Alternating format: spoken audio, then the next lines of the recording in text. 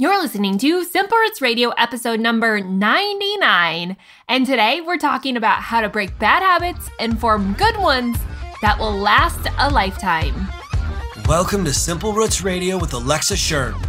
Alexa believes that simplicity in life is the key to achieving true and lasting health. And now your host, Alexa Sherm. Welcome back to this podcast. My name's Alexa, and this is the place to get healthy, live happy, and find more joy. Today, we're talking about all three of those things: getting healthy, living happy, and finding more joy. And it comes from hacking your mind, from getting in and helping to understand what is it that's going to bring lasting change, not just this forced change, have to do it, strategies and diets and all this other mindset that we have going on. But really, how can we start to enjoy the things that we're actually doing and make health work for us? So that's what we're talking about today. But before we get started with this podcast, I just want to say, can you believe it that we're on episode 99? I thank you so much for being here, for sticking with me through this journey, and for joining in. If you've just recently found Simple Roots Radio, I really am so encouraged by you, and I'm so thankful for all the emails and comments that I get that tell me how much this podcast has changed your life. So thank you so much. I honestly am so honored that you're here, that next week on the 100th episode, I have a little special giveaway for those of you who've stuck around and been a part of this journey. So coming up next week, you're going to find out what the 100th episode giveaway is. But in order to be registered for that giveaway, you have to leave a rating and review. Of course, if you don't have a lot of good things to say about the show, you can keep those to yourself. But if you have something positive you'd like to say about Simple Roots Radio, I would love for you to leave a rating review over on iTunes.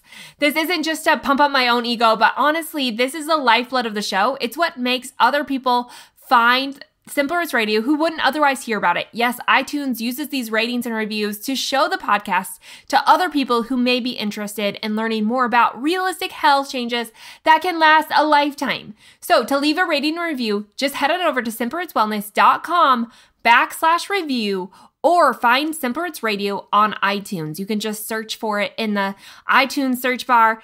Find it, leave an honest rating and review. I read every single one of them, and they really do mean the world to me. So if you want entered in that giveaway, which I'm going to share next week on the 100th episode, you have to have left a rating or review. You can do that now or anytime, because everyone who's done it will be entered into the giveaway. But here's the deal. You only have to leave one rating and review. Like, you can't keep multiplying them. Literally, it's a once and done kind of thing. It only takes 2 minutes out of your day. I talk about it all the time because it really is one of the most important things at making this show go forward. So make sure you do that. And again, thank you so much for being here. And just a reminder that you can find all of the information that we talk about today in the show and any show over in the show notes, which can be found on my website at simplerootswellness.com. Usually you can find them at simplerootswellness.com/the episode number. So for instance, today's all the show notes and even a free download that's going to help you with this habit formation, kind of hacking your mind, can be found at simplerootswellness.com/099. And before we get started, I do want to tell you about our sponsor, which helps pay for the show and make it what it is today. That sponsor is Banish. I talked about them a few episodes ago, and I really just want to come back on here and tell you how much I am loving Banish. So Banish is an all-natural skincare brand that is focused on fading scarring and acne scars. It was actually created by a lady named Daisy who had acne and some scarring since 3rd grade. Acne products weren't really working for her, and as she researched more natural options, she discovered that reducing inflammatory causing agents, like we talk about on the show, and using natural ingredients helped her acne scars. So she wanted to share what she did and the dramatic results others have had by creating the products in the Banish line. It's a line of products that gets to the root of the problem, which you know I love, not just cover them up temporarily. How the Banish products work is there's a core product in the Banish kit, which comes with a Banisher and Banish oil. The Banisher is based on a collagen induction therapy. It's actually a tool that you use on your face. It's not a product. And if we look at the skin, then we know that it's made up mostly of collagen. But as we age, the ability of our skin to renew itself decreases. So the Banisher, this tool, helps by creating microscopic holes in the skin. You just roll it over your skin, which tricks the skin into thinking it's injured. Therefore, skin will go into repair mode and make new collagen. This tool, combined with the Banish oil, will help stimulate the production of collagen and elastin fibers, working to banish scarring and rejuvenate and revitalize your skin. The Banish oil is basically a vitamin C serum containing ascorbic acid, which is the most potent form of vitamin C. Together, again, with the Banisher, it will help fade the look of fine lines, uneven texture, hyperpigmentation, or scarring without any downtime. Honestly, I started using the Banish system about a month ago, and I don't really have acne scarring. I was just blessed in that area. But I do have a very uneven skin tone, and I am noticing fine lines, or AKA wrinkles, as what my kids call them. I started using the Banish kit a few months ago, and honestly, it has made such a huge difference in my own skin. And again, I don't have the acne scarring, but I have noticed how much brighter and healthier my skin is. I really, really do like it, and I just feel good overall about using it. I really encourage you that whether you have acne scars or you just want to help rejuvenate your skin and make it more youthful looking, that you check out the Banish products. You can find them at www.banish.com, and make sure when you're over there, you check out the before and after results because they are pretty remarkable. It's definitely an innovative system that is easy to use with quick results. My skin has really never felt better. The good news is the ingredients are all natural and plant-based. Plus, there's a 30-day money-back guarantee policy, which means if you don't love it, you don't have to keep it. You know it's good when it comes with a guarantee. So make sure you check out the Banish kit at Banish.com and use code SIMPLEROOTS, all one word, for $10 off your Banish order. Seriously, you're going to want to check it out, and make sure you follow my IGTV channel at Alexa Sherm to get more tutorial videos on how I use the Banish kit and how you can use it in your own life. So head on over there to do that. Plus, check out all the other videos I'm uploading, daily videos on tips, tricks, and hacks to help you get healthy, live happy, and find more joy. That's a different story, but check it out. In the meantime, we have to get started with today's episode, which is breaking bad habits and creating healthy rhythms.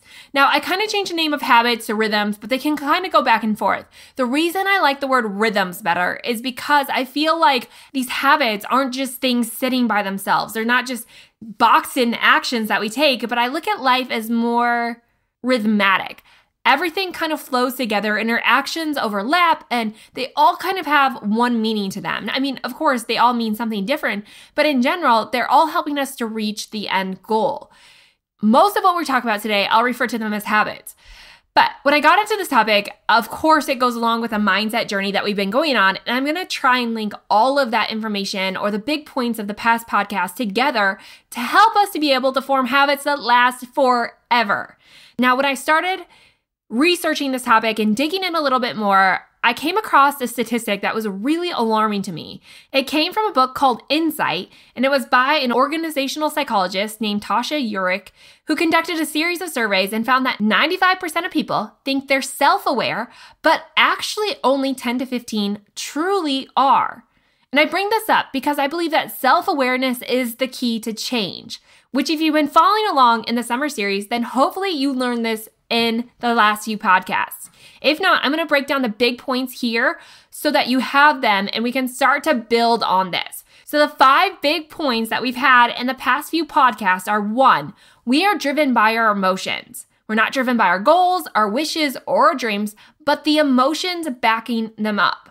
And that's going to be important in today's podcast. Number 2 is we operate 80% of our life from an unconscious or subconscious mindset. So only 10 to 15% of our life is actually operated in a conscious state. I know that sounds absurd, but think about it. Like, think about driving your car. Have you ever gotten somewhere and you thought, oh my gosh, I don't remember anything about that drive? Praise Jesus, I made it here, right? But that's us operating out of our unconscious mind. It's okay that we are not conscious about everything that we do because our unconscious mind is very aware and rhythmatic in what it does. Point number 3 is that no one strategy will ever work for everyone because we're all different, and we have to own that. That came from last week's podcast all about personality types and really having, again, that understanding of who you are, that self-awareness. Number 4 is that our emotions, our mindset, and our beliefs influence our actions and our health. So the big thing with this one is that our thoughts are not just things, but they're things that influence a host of other things. So our thoughts are actually having a big impact on our life, and what we take in and our beliefs impact our subconscious or our unconscious mind, which is where we react to 80% of life, and our subconscious mind isn't aware of reality. It works off of our beliefs. Again, something that's going to be important today.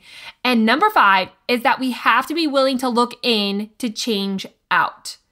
So if you look at all of that and like combine it all together and we look at our life and we think, okay, we want to get to point B, but how do we do that, right? So if we're at point A and we want to get to point B, the simple solution and the driving force is that it's all about our emotions. It's all about our beliefs and working with our unconscious brain.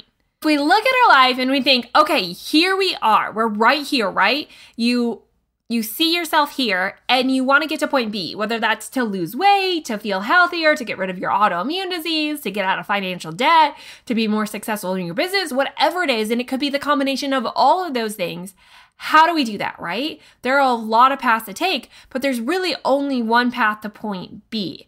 And so when we combine all of these things and what we know about change is that it's simple. We can only get to point B through the emotion backing that change. And that emotion is going to take us in multiple different directions. And so we have to have the right emotion leading to the right direction. Now, if this is making no sense, stick with me. I promise I'm going to break this down more. If we back up a second, we can see that oftentimes we're making this journey from point A to B a lot longer than it needs to. And the reason we do this is because of our natural tendency. And our natural tendency of human life is to find stability. In biology, we call this equilibrium or reaching homeostasis. For instance, in the body, our body is employing hundreds and hundreds of feedback loops to keep your blood pressure stable, your body temperature stable, your glucose level stable, calcium levels in check, and many other processes stable. And again, that's called the equilibrium. But interestingly, in the book called Mastery, the author George Leonard points out that our daily lives also develop their own levels of homeostasis. So we'll fall into patterns for how often we do or don't do something. And over time, this becomes our new equilibrium. So what we're learning is that it's not just like our biology is not just impacted by our environment, but our thoughts as well. And we know now that our thoughts also have their own homeostatic rhythm to them, right? It's what we do day in and day out. So when you look at bad habits, we can see that even if it's the wrong equilibrium, our body likes consistency so much that ice cream binge that you have at 9:30 every night, and I try to tell you to give it up, right? Like you just think, oh, I'll just give it up. But every night at 9:30, you crave something more. You crave that ice cream. That's not necessarily your body wanting it. It just craves stability and that equilibrium so much that it will crave things on the dot, even if it's the wrong equilibrium. But here's the thing, our brains and our biology crave consistency and stability so much that it might trigger craving at the same time every night just because that's what you've conditioned it to do. So most people would assume that the best way to overcome a bad habit such as this is through a process called radical change, right? Like, I'm just going to quit it. I'm just going to give it up. So you change your diet altogether, you go low carb, maybe even keto, and you commit never to eat a carb again. Basically, you go in thinking, I'm going to change my diet, I'm going to change my exercise regimen, I'm going to change my relationships, and you flip them 180 degrees in a different direction in the same day at the same time and expect big results. I mean, we see this in business too, right? Like we hear all the time, if you want massive results, you have to take massive action. But if we flow with our natural tendency to find stability, anytime your body feels unstable, it's going to try to reboot. Like it's going to resist that change a little bit. And there's a period of energy that it takes to be aware of this. A level of resistance, you might say. And our resistance that our body feels to these massive change you're trying to create is proportionate to the size and speed of the change, not whether the change is favorable or unfavorable. In other words, the faster you try to change, the more likely you are to backslide because this pursuit of rapid change creates a number of obstacles, counteracting forces, and make you feel uncomfortable. So to break that down, basically, when we go in life and we try to create new habits, we're doing it all wrong. We're doing it with the mindset of all or none. We're doing it with the mindset of, I have to completely change my health in order to get healthy. But that's not the case at all. In fact, that can create more resistance in your body and in time prevent you from doing anything at all. So we want to try to prevent that and create habits the right way. So if we understand that inside our body, that there's an equilibrium, a stability that your body craves, but yet you want to see change, then we have to find this threshold for when change becomes too much for our body to handle and it rejects anything and everything that you're throwing at it, right? It like puts up this wall and says, no, thank you. So there's a point, a threshold in which we can reach that we push our body either over into this rejection phase or we can push it into lasting change. Because at the end of the day, change is going to be uncomfortable. And we have to understand that breaking habits and creating new ones doesn't mean that you have to push yourself beyond boundaries your body can withstand, but it's about being comfortably uncomfortable, not miserable. So there's a little bit of a difference. So change is obviously going to be uncomfortable. It's going to push you out of your norm, but it shouldn't make you miserable. So if you think about daily diets or quote unquote traditional diets, right? And starving yourself and hitting a certain number of calories or working out for a number of days, that can really make you miserable. That misery isn't creating change, it's creating resistance inside your body. And we don't want that. So we're trying to prevent that by not overstepping that boundary or that threshold which puts you there. Instead, we want to try and stay within that threshold of pushing yourself to maybe a little bit of uncomfort, but not misery. I don't know if you've heard of the idea of 1% for infinity. And that means every day you just change 1% and you do this day in and day out. In time, you see massive change. So it's not going from point A to point B overnight, but it's rather going all these little steps along the way. And eventually you reach that massive change. The idea of steady change, not an overnight success. But unfortunately, of course, our culture has trained us to be instantly gratified. I mean, I know this all too well. I've stayed up a little too late many times binge watching my favorite Netflix shows because they're available. They're there and I think, oh, if I just watch another one, it'll make me feel better. Or maybe I can get more of the storyline. I'm the worst about this, to be honest. This instant gratification tells us when we want something, we want it now, and we don't want to have to work to get it. Unfortunately, while this sounds appetizing, just like a quick fix or popping a pill might be, our mindset can really only handle so much change at any given time. So again, this goes back to our conscious and unconscious and subconscious minds, which is a lot to spit out. But basically, our conscious mind, or where we're operating only 10 to 15% of our day from, that is our reality, right? That's where we see reality, where we are face to face. Our unconscious and subconscious minds don't work based on reality. They work based on beliefs. So while we can actively change our conscious mind where most people are trying to work, what we really need to do to see real habit formation and real change occur is change our unconscious mind. And that can't be done by simply working harder and doing better. In fact, that restriction mindset really works against our natural biology to survive. So if we take an example of how this is going to work, right? Our reality is that we want to lose weight or we want to get healthier. And so we think that we need to cut calories. So in 10 to 15% of our day in our aware, conscious mind, we can actively do that by limiting the food that we take in. But our belief behind that is that we're restricting, we're starving ourselves. You're really not sold on this idea. And so what happens in your unconscious and subconscious mind is it doesn't realize that there's food on every corner. Heck, you could have food to feed a small army in your house. Your body doesn't know that. And so what's happening is in 80% of your daily life, or how your body is working, it's working out of the unconscious mind based on your beliefs. So if you don't really believe in that diet, you don't really believe you can lose weight, and you're starving yourself on top of that, your body's probably going to go into restriction and starvation mode, which means conserve and store everything that it can to prevent the famine it thinks is coming on. So I don't know if that made sense, but it's a little glimpse of our awareness only happens in 10 to 15% of our daily life. The other 80% stems from our beliefs backing that or our emotions, not our reality. And you can burn a lot of bridges here. So just to break this down into realistic terms, because I'm rambling about things that I'm super excited for, but maybe I'm not communicating clearly. So let me break this down into 4 reasons why you probably have a hard time breaking bad habits. And then let's talk about ways that you can create lasting change forever.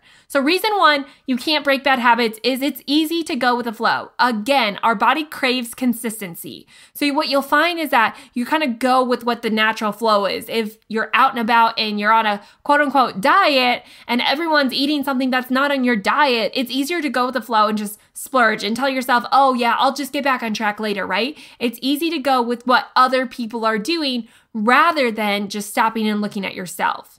Reason number two is that bad habits can feel really good. This is really hard because instant gratification, what we talked about earlier, our thoughts are releasing neurotransmitters and neuropeptides and hormones, which are communicating with our body. And a lot of times, instant gratification or bad habits feel really good because they are releasing feel-good hormones and neuropeptides and neurotransmitters like dopamine. So we know drugs, right? We know drugs are not good for us, but they're addictive. And they're addictive because they release these neurotransmitters that make us feel really good. The same goes with checking social media. Did you know every time you check social media and you get a comment or a like, it releases dopamine in your brain, which makes you want to go back for more and more and more. It's that instant gratification that feels really good in the short term, but long term really doesn't add up to much. The same goes through plowing through your coworker's candy on their desk. It feels good in the moment because sugar also releases neurotransmitters that make you feel good for a short period of time. So yes, they do and can make you feel good. So that's where we talk about being uncomfortably comfortable, but not miserable. And reason number three is that they are often the path of least resistance. So again, it's comfortable, right? There's not a lot of work to get to point B when you just stay in point A. The bad habits are easy. They're ingrained in you. You don't have to think about them. You don't really have to do anything with them. And it becomes one less decision that you have to make in a day. Reason number four is they reinforce beliefs about ourselves. Yes, often these bad habits are just backing up the emotions that we're feeling. And this is the biggest point that I want you to get, is that the emotional component is the critical factor in change. And our belief system is what's creating 80% of our daily action coming from our subconscious brain. And so without the right belief system, we're really never going to see outward change. And so we really have to change at our core inwardly. Our identity has to be firmly placed in order to see the outward effects of that. And that's what we're going to talk about in this last part of how do we create healthy habits that last a lifetime.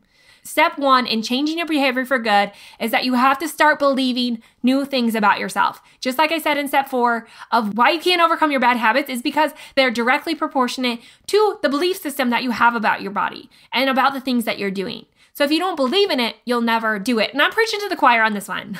This is something that I definitely have to work on because I constantly find myself talking negatively about myself or saying I can't do that or I'm not good at that. Even here podcasting, I'm thinking in my head, oh my gosh, I'm not making any sense. No one is understanding what I'm saying. I'm just spewing out words and it makes no sense. What are you doing, Alexa? This isn't for you. Here's the thing. That makes it harder to continuously get into a rhythm of being better and not being so reliant on other things to make this work and instead just being myself.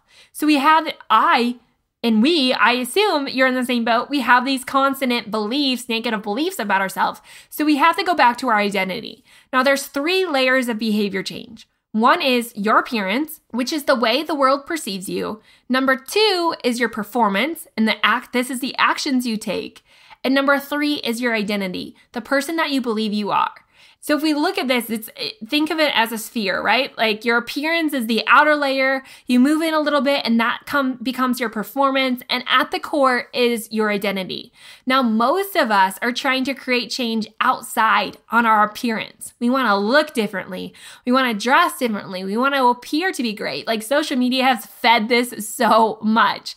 But outward change out here, it can't happen and it won't last. Like this isn't you. Your outward appearance and trying to change that without changing the core of who you are means that you're like constantly fighting this inward battle. Like your actions you take don't really know what to believe. The middle layer of where change really happens, your performance, it doesn't know whether to believe your appearance or your identity. And oftentimes it defaults to your identity. Sure, maybe in the short term, trying to change your appearance will change your actions, actions, but long term, you're automatically going to default back to your identity.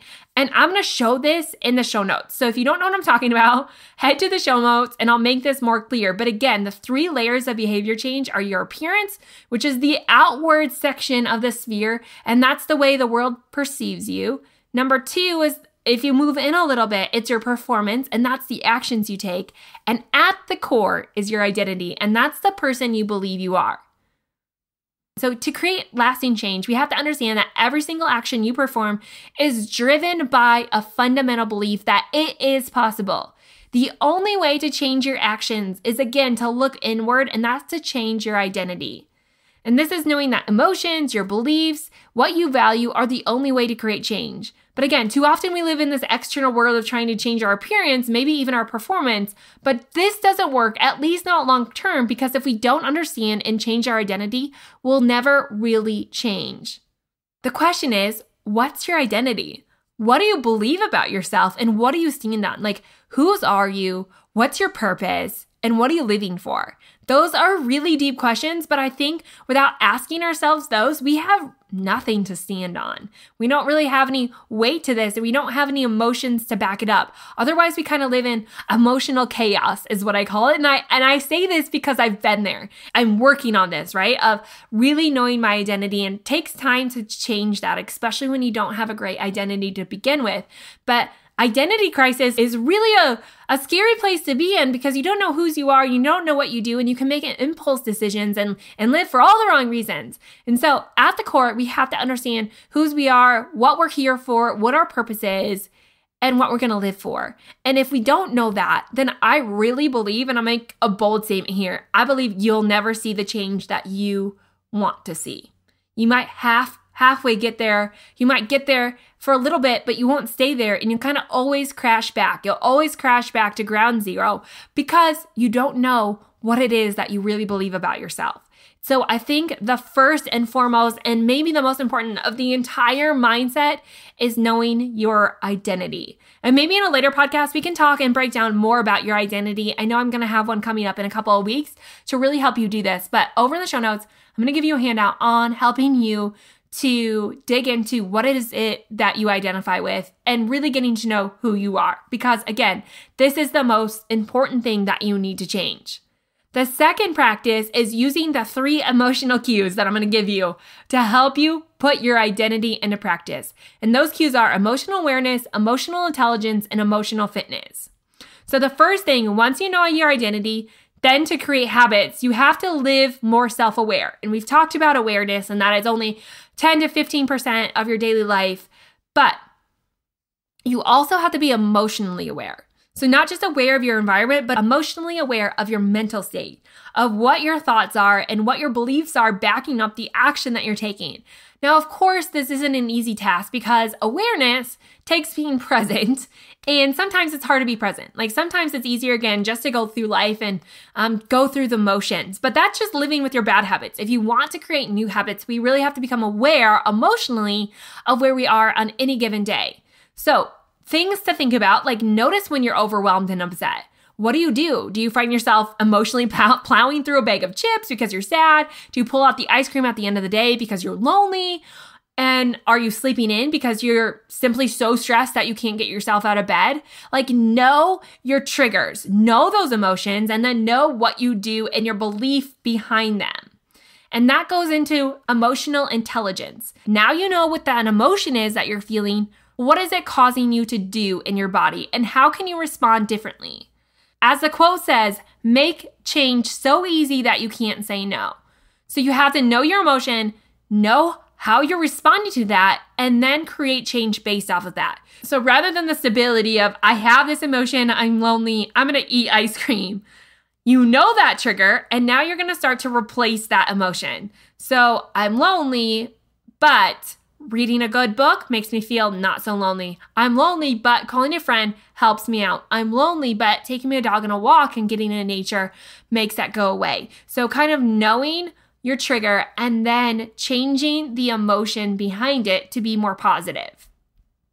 Another way you can use emotional intelligence is through the domino effect. So finding one thing or one area in your life that you are really willing and desiring to change and seeing if that is what they call keystone habits or master habits or these master rhythms that create the domino effect or a chain reaction. Like for instance, some people say that making their bed in the morning helps them to pick up and be more organized throughout the day, or morning exercise helps you make better diet decisions all day long. So what are those keystone habits that you could incorporate into your life that you actually desire to do that come with a real positive emotion that will cascade down into all other areas of your life? I mean, you can flip this and say this works the same way for negative habits too. Like checking your phone might lead to social media binge, or one piece of candy leads to junk the rest of the day, or browsing social media leads to another 20 minutes of procrastination. Like there's all these things in a negative way that we are doing that are leading to this negative spiral kind of out of control. And I hear this all the time in the diet world of, well, I blew my diet, so I'm going to start again on Monday. But here's the thing about this is if we start to take the domino effect and we incorporate that with mastering the restart or finding one thing that you can do whenever you're having that emotion or whenever you get off track, because we're all going to get off track at some point, what's the one thing that you can do that automatically pulls you back into the right path? That domino effect of, okay, I'm going to keep moving in the right direction. So say for instance, you pop open a can of Pringles and you eat the whole thing, right? Like once you pop, you just can't stop. That's what they say. And it's so true with Pringles, but you do that and then you think, oh, I just failed. I lost it. But instead of waiting to get back on track until the next day or until Monday starts again, what can you do in that moment that will get you back on track right away? Like we want to master the restart as soon as we get back off. We don't want to let that negativity control us and control the emotions for the rest of the day. Instead, let's take it back into our control and say, okay, if I eat a whole can of Pringles, I am automatically going to make a green smoothie and follow it up with that. Like I'm going to get back on track immediately. Okay, so if I miss my workout in the morning, I overslept, I'm going to take walking shoes to work and I'm going to walk over my lunch today. So having that restart, like I automatically going to do X, Y, and Z to pick up whatever I feel like I failed in or that's going to cause me to get off track, automatically find that restart. And again, it goes back to the domino effect of all things are really interconnected and it capitalizes on the core principles of human behavior, commitment and consistency. So if you're looking for what to start with when it goes to emotional intelligence, you have to start with the thing that you're most motivated to do and then do it consistently. So maybe you want nothing to do with changing your diet, but you kind of want to start working out again. Like you like the way you feel when you're stronger. So sign up for a gym membership or take a fitness class or call a buddy and start walking in the morning. Don't focus so much on everything, but the one thing that you desire to do and just naturally let that momentum roll into all other areas of your life. Because the thing about habits and life and resolutions and all this stuff is that we try to box all this stuff off. But really, at the end of the day, everything's interconnected and it's all going to be linked together. So when in doubt, break it down, but keep going and roll with momentum, which brings us to the last thing, and that's emotional fitness. Continuously work and restart, master the restart, continuously be aware of your emotions and taking time to listen, like taking time just to be with yourself and listen to your body. Emotional fitness comes in of just repetitively knowing yourself. Of course, self-awareness right away is a really hard thing to do. Most people don't even know who they are, and again, don't know their identity. So the best way, just like getting in shape, it doesn't happen overnight. It takes fitness. It takes consistently working on it day in and day out and being willing to just get back up and keep going in order to see the result that you want to do. And that's what you have to do in the emotional mindset, creating good habit space, is that you just have to be willing to keep working, to keep being aware, and to keep focusing on the positive emotions rather than the negative. And for me, sometimes this looks like, and I'm going to give you some tips over on IGTV, but for me, it might look like, okay, I'm going to write down this belief that I'm constantly having about myself, or I constantly feel like it's going to happen. I write that down and I flip it over and I write a true statement. Because again, our beliefs don't automatically mean it's reality. So I'm going to flip that over and give it a true statement. Because again, our beliefs aren't always right. A lot of times they're false. Self-protection and survival is very ingrained inside of us. And so we have to get our body to a place where it trusts us in a mindset that's truthful. And so again, I just take a little note card, I write down the lie that I'm believing, and then I flip it over and I write down a couple of true statements. And anytime I'm having that, I can go back and say, okay, this is what's true. And just remind my body that the lie doesn't mean we're trying to survive. The lie is a lie, and here's what's true. And so we can take a deep breath with that. So again, finding ways to use emotional fitness, of being aware, of being uncomfortably comfortable but not miserable, of pushing yourself, but really desiring to do so from a good mindset, not a bad one. And when you begin to implement different and better habits into your everyday routine, you can impact your life and create the environment you desire. I promise you that the right mindset can change your life. You know, it's so often that we hear the right diet will change your life or the right body, but that's not the case at all. The right mindset will pull it all together. And this will bring about so much peace to your life. And it all starts with one decision. And that's, what are you going to commit yourself to? Remember, here's the key thing. Your life goals are not your habits. But it's important to remember that lasting change is a product of daily habits, not once-in-a-lifetime transformations. We're not going for the all-in-one. We're going for the 1% infinity, 1% change for the rest of your life. And the key to building lasting habits is focusing on creating your new identity first. Your current behaviors are simply a reflection of your current identity. So what you do now is a mirror image of the type of person you believe that you are, either consciously or subconsciously. So take a minute and think, who are you and what do you believe about yourself? Because that will change everything. Again, coming up in future podcasts, we're going to talk about your identity and even doing a mindset detox, because what you fill your mind with is obviously having an impact on your body. So if you're reading all the magazines about all the ways to lose 20 pounds, you're probably never going to lose 20 pounds, right? Because you have the wrong mindset about it. You have a belief that another system is going to work and that your system is not going to work. And so we have to start believing and backing up what we want with the positive emotions, the right mindset, and that all comes from having the right identity. So stay tuned in the coming weeks to talk about identity. But before we go there, we have a special psychologist that's going to come on and talk a little bit more about behavior change and how we can really implement this into our life. So stay tuned as we do that. I hope that today's podcast was beneficial. Again, I'm sitting here believing all the lies about myself and about how I just spew information out. But here's the short recap. We are driven by emotion, and the only way to change outwardly is to change our inward being. And that means we have to come to the core of who we are and know that our identity is what creates change. Our identity is where our actions lie, and those actions create our appearance. So start with the identity, get to the core, ask yourself the hard questions, and start to back up your decisions and where you want to go with positive emotions. And remember, it's not an all or none. Hustle will not make this go faster. It really boils down to making small, consistent change. Stability is what your body wants, and not pushing it over the threshold. To be uncomfortably comfortable, but not miserable. That's what we're going for.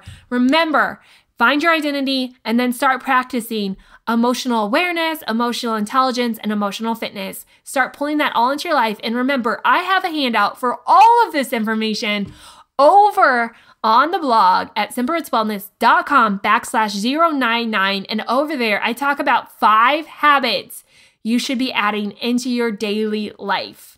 And it's easy things, and I hope that this helps change your mindset. So stay tuned for more episodes coming your way about the mindset. I hope that you have really enjoyed this series. I would love to know how it's going for you, what changes you have seen.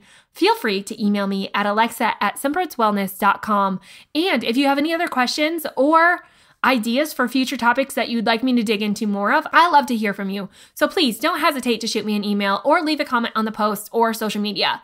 Again, if you want to follow me more, my daily life, make sure when you're over at the blog, you sign up for my email list and you'll get weekly tips, tricks, and hacks, challenges, and other things that we have going on, and more insight into my own life, as well as follow me at Instagram at Alexa Sherm and Facebook at Simple Roots Wellness. Like I said earlier, I started an IGTV channel, which has been a lot of fun, where I give short, and I really try to make them 5 minutes or less, which hasn't been going super well, but I promise they're like 5 to 6 minutes. All these videos are that give you little tricks that you can incorporate into your life and just live healthier, because I really believe it's not about restricting or it's not about deprivation, but it's about making small changes. Like, can we weed out the bad with the good? So just focusing more on incorporating good things rather than bad things.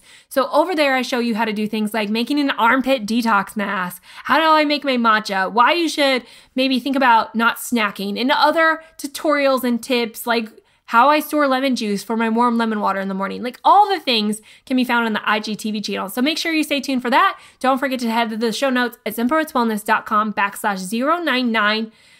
Leave that rating and review, because next week we have a special giveaway. And don't forget to check out Banish. They really are amazing.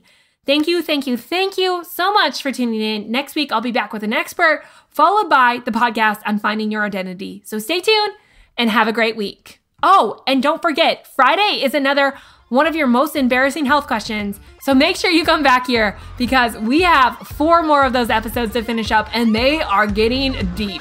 So come back to learn more about that. In the meantime, don't forget to check out the show notes. Have a good one. See you then.